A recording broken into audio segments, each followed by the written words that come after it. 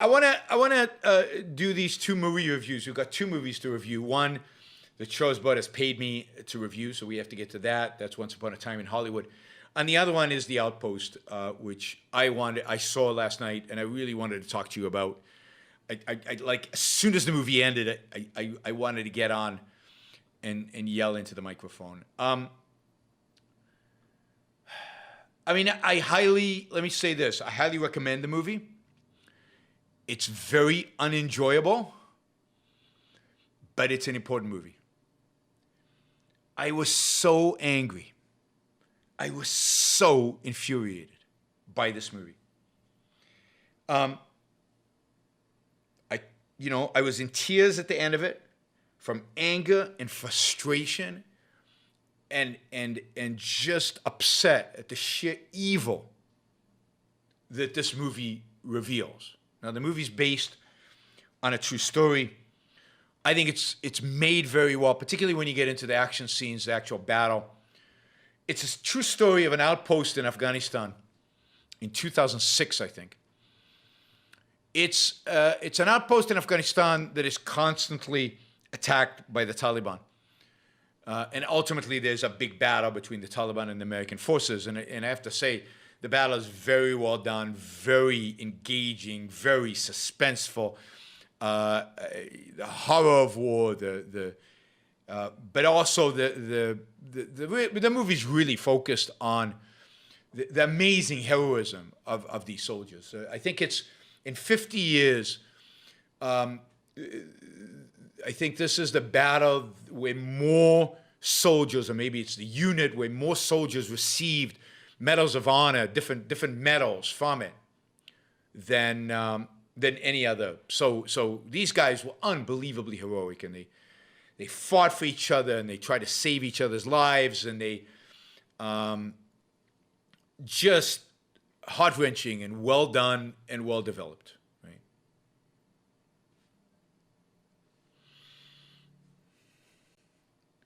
Now, why then am I so angry?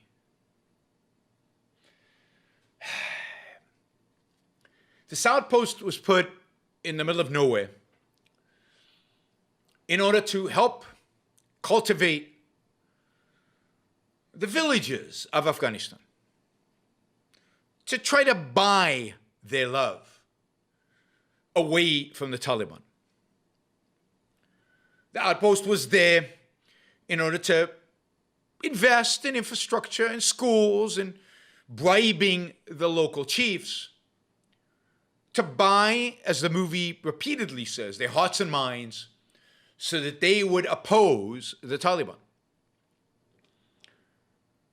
Americans are there not to defend America, not to defend American values, not to defend Americans' rights, property, lives. They're there, I don't know what they're there for. They're there under a doctrine promoted by people like General Petraeus, General McChrystal. McChrystal is actually identified in the movie as a source of some of this stuff. These generals that people on right and left hail as heroes. So in the movie, there's a scene in which the Taliban is shooting down at the base from the hills.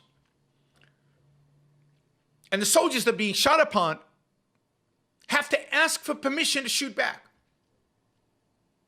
And when they ask for permission, they're asked, can you identify the person shooting at you? You can't just shoot in the direction because you might hit civilians. You cannot defend yourselves, in other words. And they were lectured upon that this is what General McChrystal has told them. These are the generals that our society, our world elevates to godlike status, particularly among Republicans. Buying the hearts and minds of Afghans. To hell with American kids. To hell with their lives. Commander after commander at this outpost are killed by the Taliban. And repeatedly, the soldiers are told, you can't do anything about it. We have to be nice. We can't do anything about it.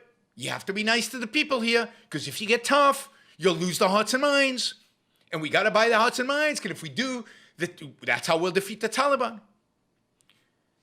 And the Afghans keep telling them, this one Afghan keeps telling him, the Taliban is coming for you. Now, here's what really, really, really pissed me off. Again, true story. Apollo Zeus, thank you. The outpost is basically at the bottom, surrounded by mountains. At some point, one of the soldiers says, aren't we supposed to be at the top of the mountain? Why are we at the bottom? Surrounded by places where the Taliban can shoot down at them unharmed.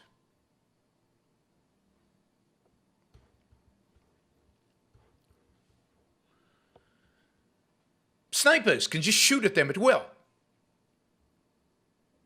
Luckily, Taliban have no sophisticated weapons, so most of it's just firing. No watch, no defensive strategy. Clearly placing this outpost in a position where they can only suffer casualties, where they can only die, where it's indefensible, and are not provided with the kind of support to make it possible for them to defend themselves. Never mind win, never mind beat the enemy, but defend themselves. These soldiers are basically placed naked and depend on chance and on luck in order to survive. It's disgusting that the military hierarchy in America would do such a thing. Why? So we can build some roads for the Afghans. At some point, the Afghans bring a body of a young woman to the base and say, you guys killed her. And the Americans all know that they didn't kill her, that the Taliban killed her. But the Afghans bring the body because they know that if they accuse the Americans of killing her, the Americans will give them money. So the commander says, give him $3,500. And the soldier says, but we didn't do it. He says, doesn't matter. This will buy us peace. No, this buys you weakness. This creates the perception of weakness.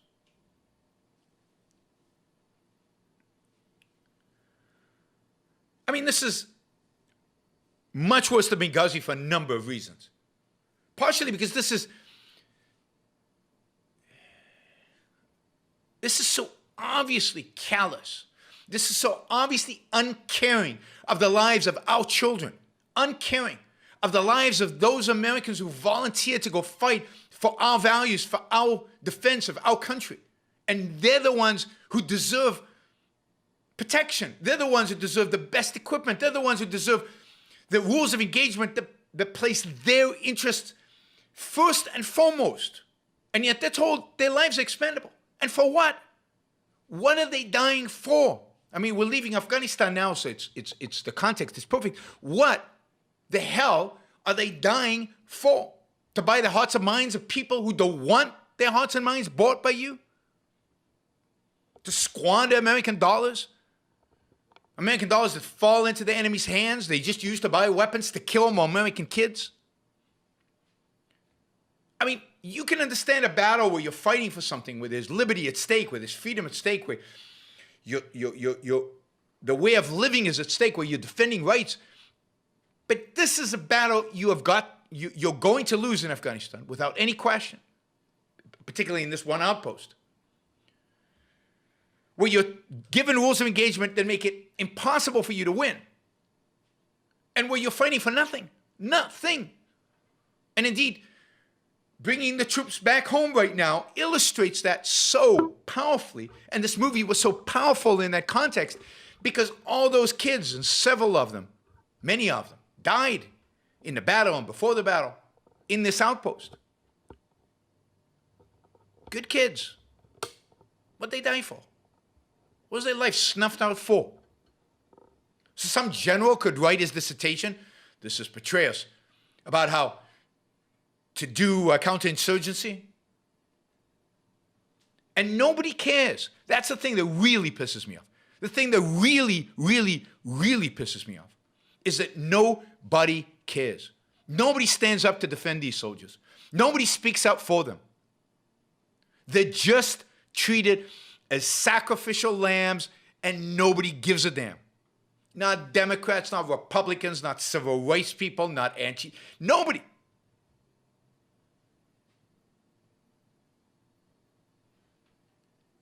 They just die.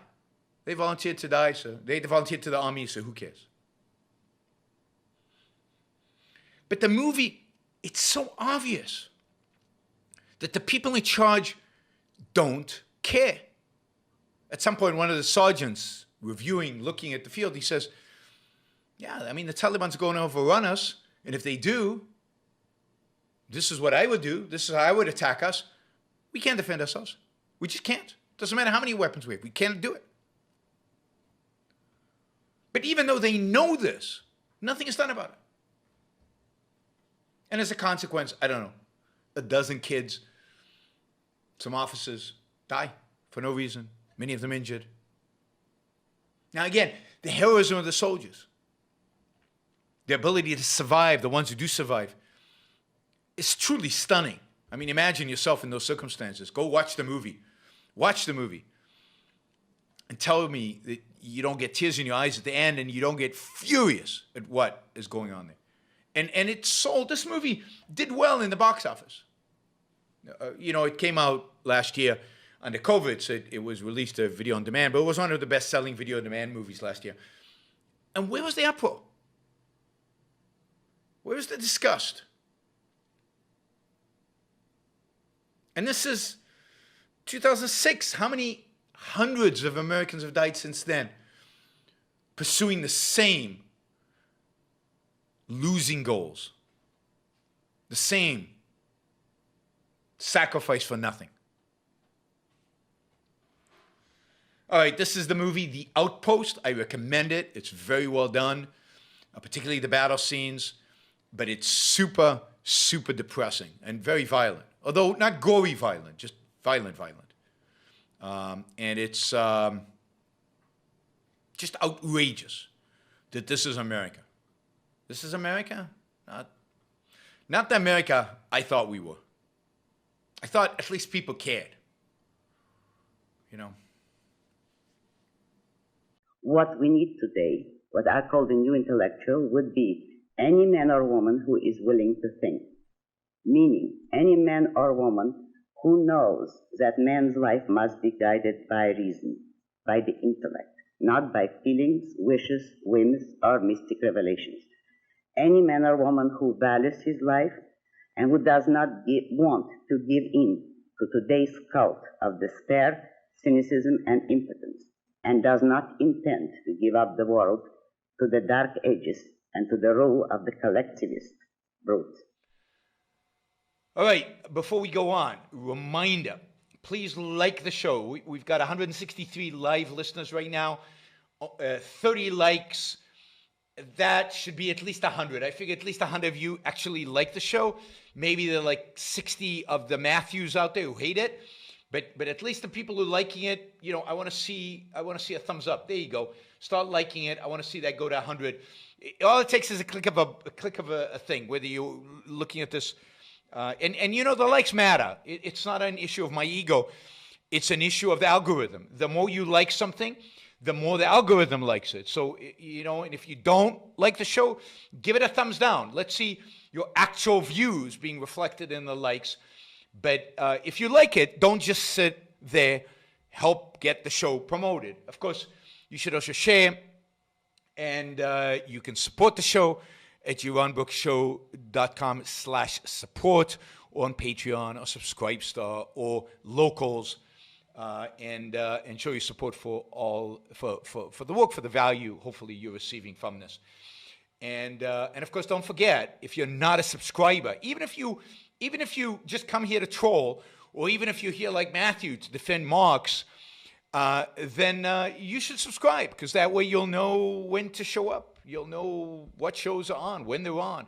You'll get notified, right? So, yes, like, share, subscribe, support. Like, share, subscribe, support. There you go. Easy. Do one or all of those, please.